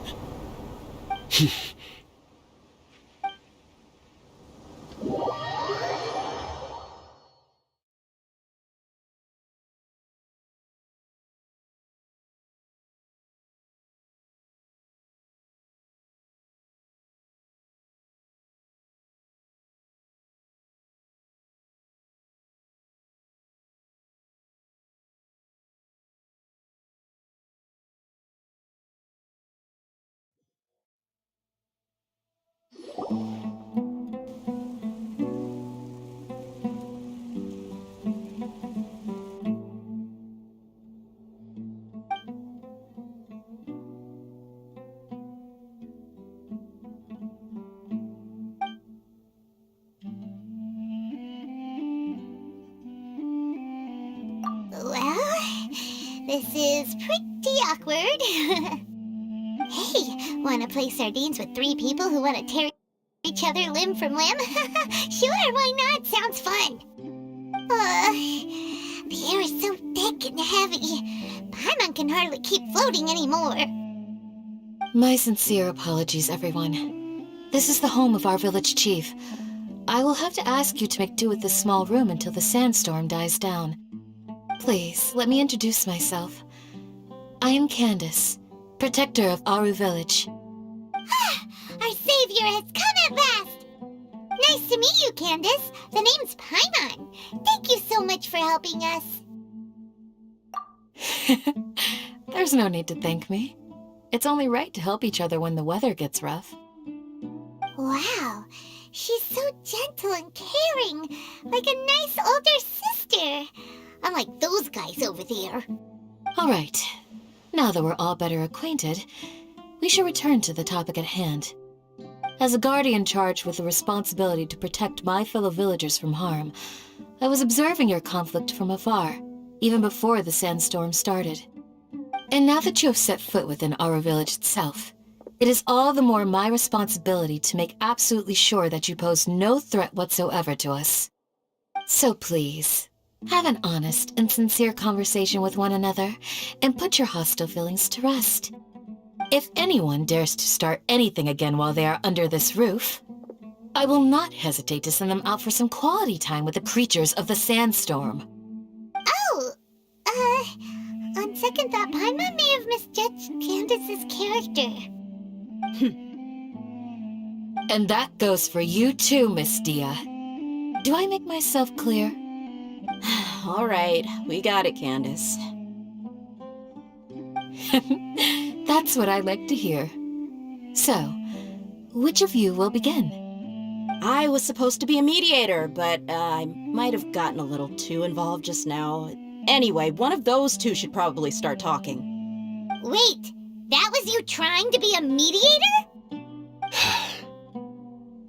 I have nothing to hide, so there's no shame in explaining myself.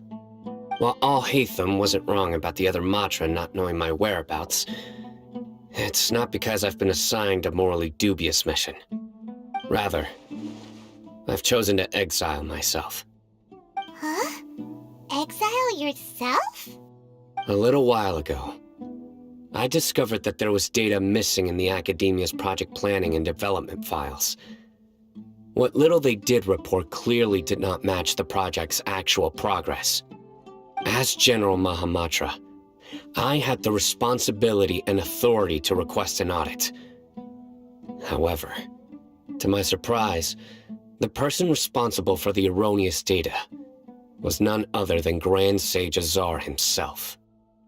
I tried to investigate the issue myself before submitting a formal audit request, but I soon found that all leads and potential pieces of incriminating evidence were carefully concealed from me.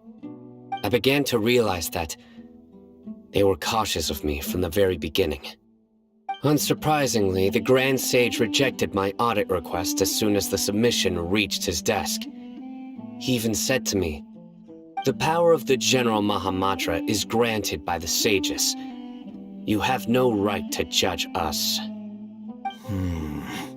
So they really are up to no good. I realized then that to the Grand Sage, the Matra are nothing more than tools for the sages to assert and maintain their control over knowledge. The vows that we took, the principles that we strive to uphold, they are meaningless to the academia of today. I believed it would be wise to flee the academia before the sages had a chance to take action against me. This way, they can no longer see nor predict my actions. I will never give up on this investigation. There's no need for someone else to give me power or authority. Once I find the truth, I will administer judgment by my own name. Sino seems to have the same goal as us. We're all investigating the sages. Plus, now that he's no longer the General Mahamatra, he somehow feels a lot less scary. Well, Sino, if that's your story, then why did you see Alhaitham as a target? When I was investigating the matter in the academia, I overheard a conversation between Alhaitham and a sage. The sages asked you to investigate a blonde-haired traveler. Do you dispute this, Alhaitham? What? Like many parts of the project, this assignment was undocumented. Now throw in your suspicious behavior with the Divine Knowledge Capsule, and I think we deserve an explanation.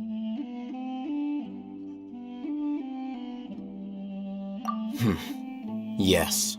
I was indeed tasked with investigating the Traveler. Alhaitham! After all, the promised reward was so great that hardly any scholar could have refused. The sage told me, once you've completed this assignment, I can give you a glimpse of divine knowledge. A most enticing offer. Unfortunately, those academics don't know me at all. Their words contained one key piece of information, namely that divine knowledge indeed exists. That gave me all I needed to know. From my perspective, the sages are far from trustworthy. Think about it. Isn't it a little strange they're so willing to share divine knowledge with anyone, even as a reward? So, I began my own investigation following the lead of the Divine Knowledge Capsule. In the end, I realized my wisdom in committing to this rather than collaborating with the sages. Had I been less guarded, I probably would have ended up like that Ain al-Ahmar mercenary, incapable of remaining sane for long enough to hold a conversation. You mean that the sages originally planned to dispose of you, using one of those capsules that drive people insane? I'd already given up on the assignment by then. I only told the academia I was waiting in Port Ormos for you to appear so they wouldn't suspect anything. So it came as quite a surprise when I encountered my erstwhile target while investigating the Divine Knowledge Capsule. Criminals do love to talk about coincidences. Even though I ran into the Traveler by chance, I had no intention of providing assistance to the academia. Also, you should remember, you were the ones who decided to follow me and strike up a conversation after I left that tavern.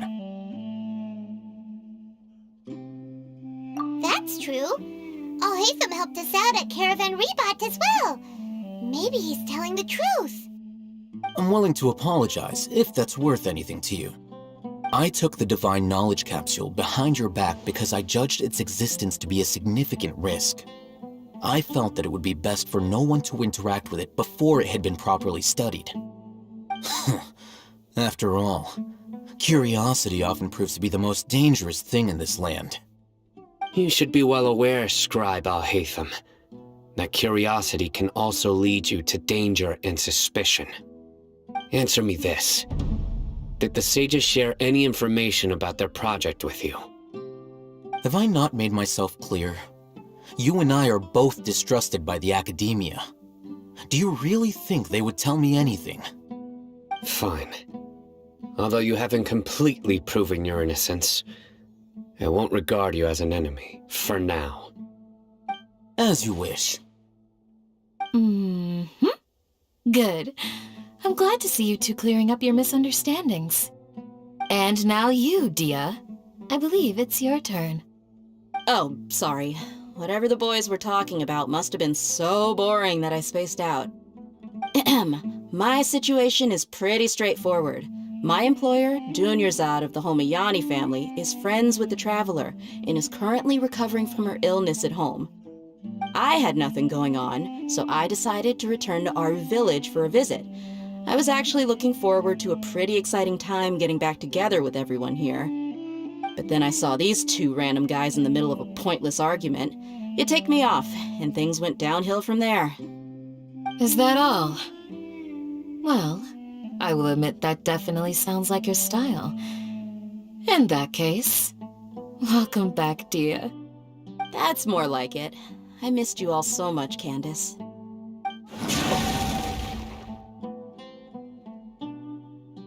Whoa! What was that sound?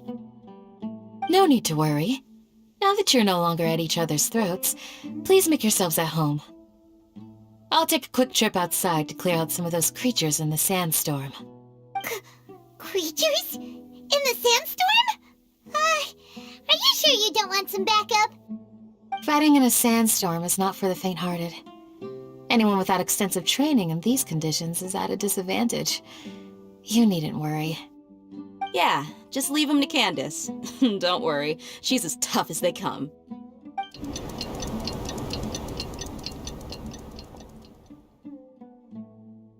The wind's died down. That means the sandstorm's over, right? Candace still isn't back yet, though. Is she alright? Maybe we should go out and check on her. When you put it that way, even I'm starting to feel a little worried. All right, let's go. We've been here long enough, and the boys are as chatty as the floor.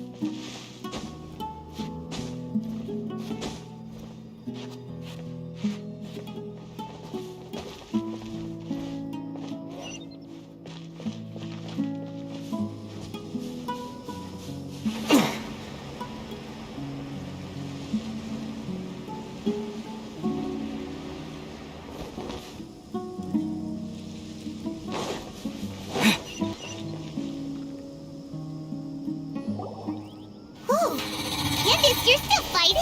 You've been out here dealing with these creatures the entire time? Yes. They just keep coming in waves. I've lost count of how many I've defeated. Before I realized it, even the sandstorm had stopped. Here comes another wave! Leave this round to us. I got interrupted earlier, but now I have something to take my anger out on. It's been quite a while since I've seen the Flame Mane in action. I'll leave these to you then.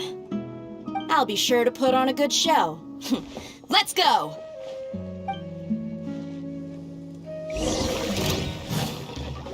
Scatter!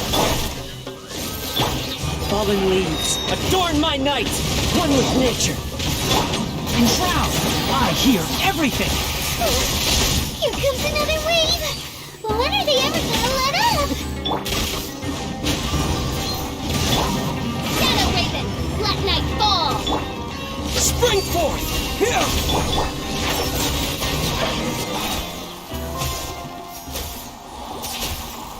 The creatures stopped appearing. Was that the last of them?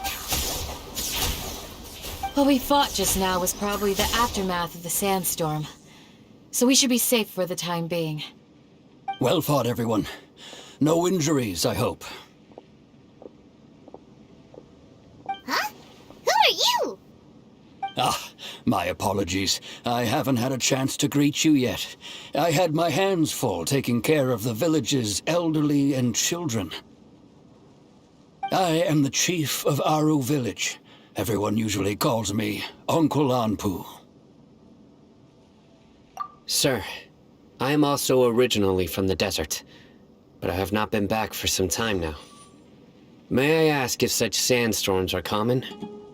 I can't say they've always been common, but recently the storms have become increasingly severe and frequent. Besides sandstorms, we also occasionally get earthquakes. According to an investigator who stayed in the village a while ago, these unusual natural phenomena are related to the withering of Irminsul. Another effect of Irminsul's withering. So, Irminsul's withering causes withering zones in the forest, and sandstorms and earthquakes here in the desert? Everything in the natural world is inextricably connected to Irminsul. These regional symptoms can indeed be a reflection of Irminsul's present state. Everyone in Aru Village needs to take good care of themselves. Speaking of which, why haven't I seen a single village keeper since I got here? Village keeper? Who are they? Village guards like Candace? Does your curiosity know no bounds? Village Keeper is how Aru Village refers to mad scholars exiled here by the academia. Most of them are scholars who lost their sanity after a period of training in the Avidia forest. The academia believes that their crazed mutterings may have a negative effect on the psyches of other scholars. So, they're forcibly exiled to the desert. Though if you ask me, it's all a boatload of nonsense. Alas, that's exactly what we've been trying to investigate. One by one, the village keepers have been mysteriously disappearing without a trace. But no one in the village has ever seen them leave. If you're planning to stay around the village for the next few days, I'd appreciate it if you could keep an eye out for them. I've had encounters with those people in the past. I'll see what I can do to help. The Matra are the ones responsible for their exile. Now that you're no longer with them, are you trying to alleviate your guilt and atone for your past sins? I'm fascinated by how you think.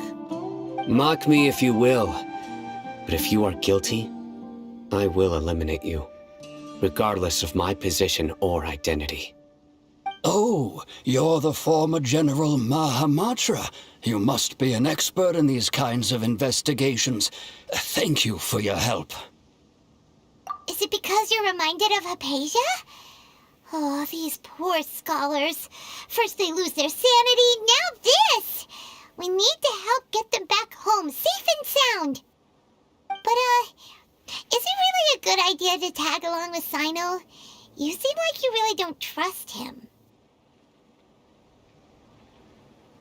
I'll be grateful for the assistance. No doubt you will do a better job than some of my former subordinates. Let's start by finding a spot to share what we know so far.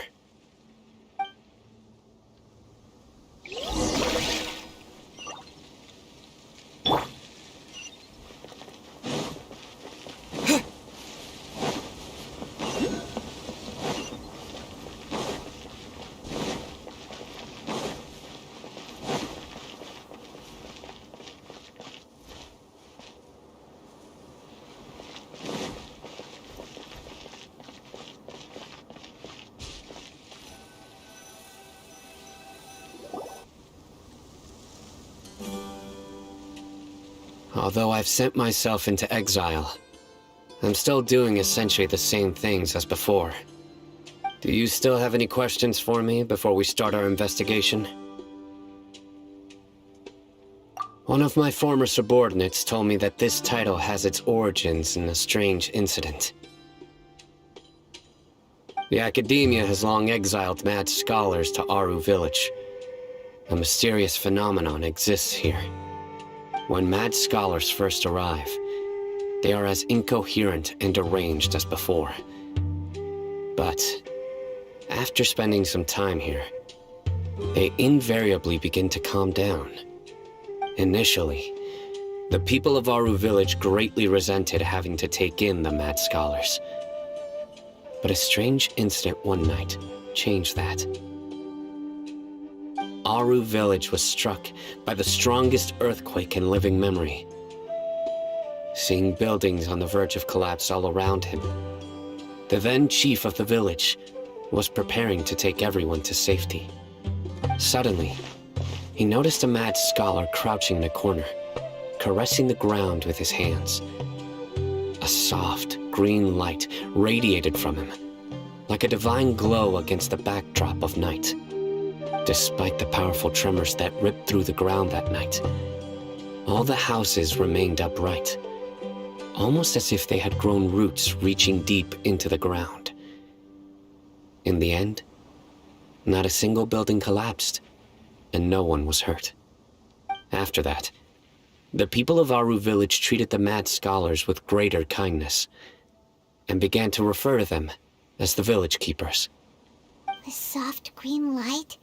A mad scholar protecting Aru village? What do you make of it, Traveler? Paimon thinks so too. Actually, Sino, do you know if any of the mad scholars continued to wear their Akasha terminals at Aru village? In theory, they would continue wearing them so the academia could still monitor their activities. With that said, the main Akasha system would no longer have any interaction with them. Oh, no wonder! Everything makes sense then! Add in the fact that they calmed down, it was probably Nahida who calmed them. If you are able to draw a conclusion from this one story alone, then it appears you possess much more information than I do. So, what do you make of the story?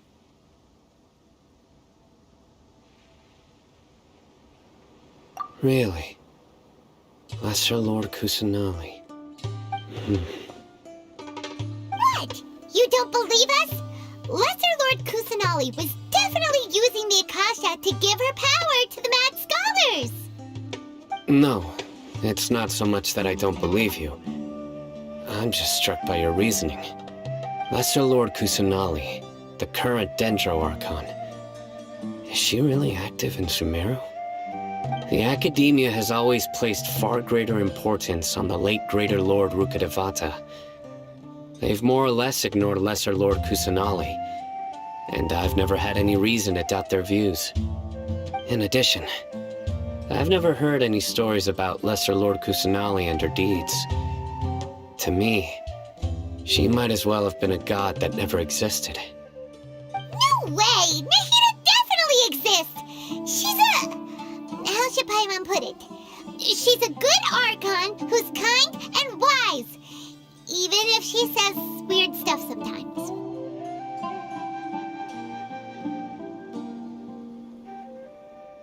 I've spent many years interrogating criminals, so I can easily tell when someone is lying. Good! Then you should know that we're telling the truth! That look in your eyes. I've never seen that from a liar. You two really must have met Lesser Lord Kusanali. How can this be? To think, our Archon has been amongst us this entire time. Alright, now it's our turn to put our skills to good use for this investigation. But easier said than done, especially since we don't have any leads. Maybe we can start by knocking on some doors. Excuse me, are you here to help me find my grandpa? Huh? Who are you? By the sounds of it, a resident of this village. My name is Isak. You'll help me find my grandpa, right? Is your grandpa a mad scholar? Hey, don't say that. Grandpa is just Grandpa. Why do you have to call him that? It's not like he's a bad person or anything. The person you're referring to is not a local, yet you are. Why do you call him Grandpa? Grandpa is just Grandpa. He's my family. I heard everything you said to the village chief. Please, you gotta take me with you. I want to find my grandpa. I swear I'll help. I won't be a nuisance. Ah, So you're the one who was eavesdropping on us around the village chief's house. I was planning to go out and take care of whoever it was, but I had a vague feeling that they didn't harbor any ill intent. Whoa. Hatham wasn't kidding about Matra having sharp senses. Sino, he's just a kid. All he wants is to find his grandpa. Let's find a way to help him. Sorry, I was only listening in because I wanted to know where Grandpa went. Honest. If you don't believe me, you can ask Miss Candace. All right. But first, let's confirm the facts with Candace.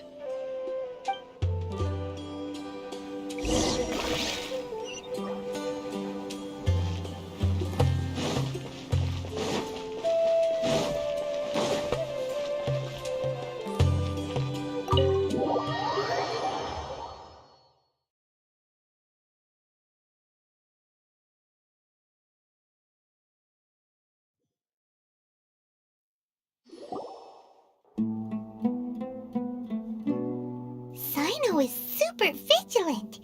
Is this what all the Matra are like? Ah, you're back already. We just wanted to confirm something with you. Do you know a boy by the name of Isak? I had a feeling he'd go looking for you. Huh? You knew this would happen? Yes. Although he tried his best to stay hidden, I still noticed him eavesdropping outside the window. He really wants to get his grandfather back. Isak's parents were both Aramite mercenaries who rarely returned to the village after finding employment in the city. He was raised by his grandfather. Unfortunately, it was only a few years before his grandpa passed away. Isak was still very young at the time, so various families in the village took turns caring for him so he could survive. Later, an elderly mad scholar arrived at the village. Isak thought the scholar bore a striking resemblance to his grandfather, and thus often spied on the man. However, the scholar was unkempt in appearance and incoherent in speech. Although Isak referred to the man as his grandpa, he was afraid and didn't dare to approach him. One summer night, the oft mumbling and bumbling grandpa suddenly calmed down and seemed to become more lucid. He even noticed Isak hiding in the distance. So Grandpa walked up to Isak and patted him on the head. He even took Isak to the entrance of the village, where he patiently taught the boy the names of the stars, and accompanied Isak until he fell asleep. The next morning, Isak woke up and wanted to go find his grandpa again, only to realize his grandpa no longer recognized him. However, even so, Grandpa retained his calm expression. It's said that those who saw the scholar claimed he no longer appeared to be crazy, but appeared to be living in his own world, almost as if he were sleepwalking. Isak was thrilled that his grandpa was able to find peace, and would follow him all the time, asking him things like, "Grandpa, want me to take you somewhere fun?" Or, "Grandpa, could you tell me stories about the stars again?" All this somehow just makes Paimon feel really sad. It seems like they both deserve so much better. Perhaps. Nearly everyone who lives in the desert has some form of hardship or regret. But even so, we must still continue on with our lives. It's also my reason for fighting. I must continue to protect this land.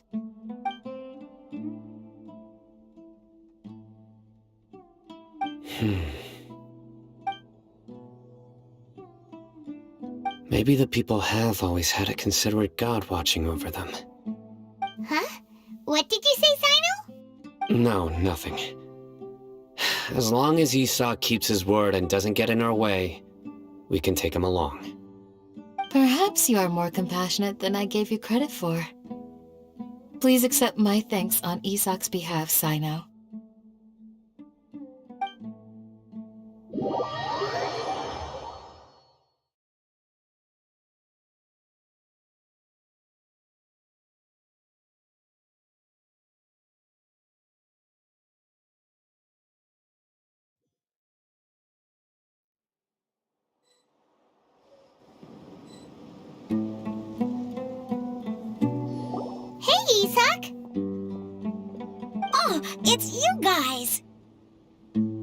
cleared everything up.